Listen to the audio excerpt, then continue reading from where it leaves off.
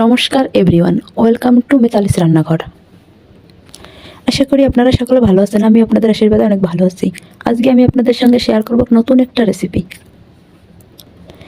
আপনার বাচ্চাকে একঘেয়েমি ভাত খেতে খেতে বিরক্ত? যদি আপনার বাচ্চা একঘেয়েমি ভাত খেতে খেতে বিরক্ত হয়ে থাকে তাহলে আজকের ভিডিওটা আপনার জন্য। আর হ্যাঁ, যদি আমার এই ভিডিওটা আপনাদের ভালো লেগে থাকে তাহলে অবশ্যই লাইক, কমেন্ট এবং সাবস্ক্রাইব করবেন। চলুন তাহলে মূল ভিডিওতে যাই। প্রথমে আমি চুলায় একটা কড়াই নিয়ে নিয়েছি।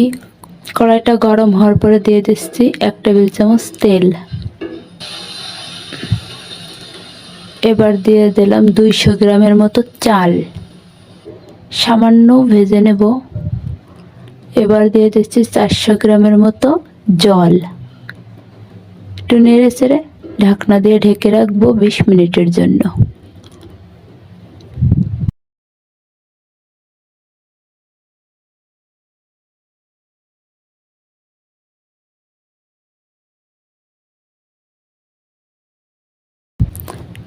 এবার 3টা ডিম ভেঙে নিচ্ছি।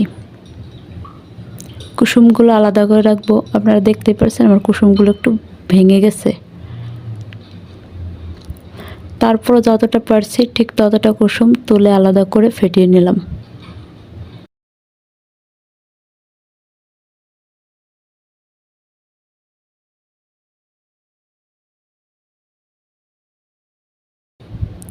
এবার ডিমের সাদা অংশটা সুন্দর করে সামান্য লবণ দিয়ে ফেটিয়ে নিব।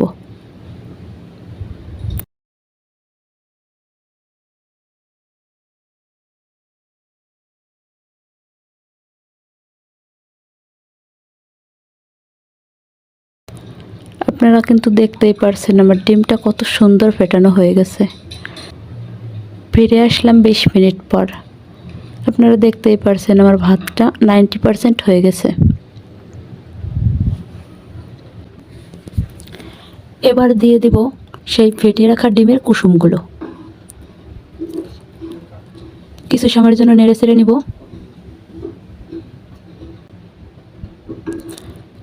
এবার দিয়ে দিব সেই ডিমের সাদা অংশ।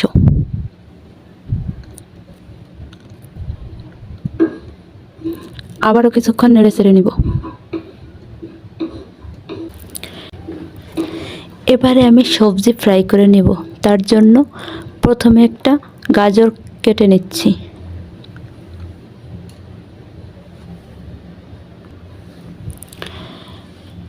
এবার কড়াইটা গরম হয়ে গেলে দিয়ে দিচ্ছি সামান্য তেল আর সামান্য একটু ঘি বা হাফ টেবিল চামচের মতো ঘি। ঘিটা দিলে সবজিটার টেস্ট সম্পূর্ণ আলাদা আসে।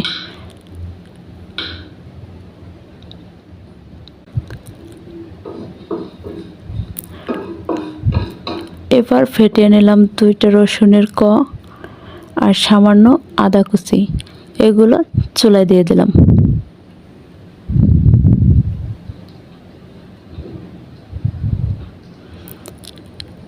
এবার কেটে নেব বড় সাইজের একটা পেঁয়াজ।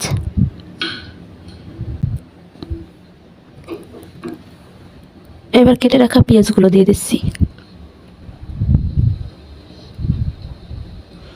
এবার নিয়ে নিচ্ছি পেঁয়াজের পাতা।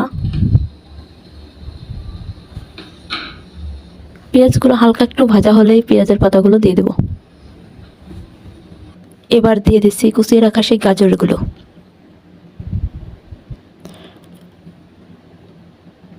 কিছু সময়ের জন্য ভেজে নিচ্ছি।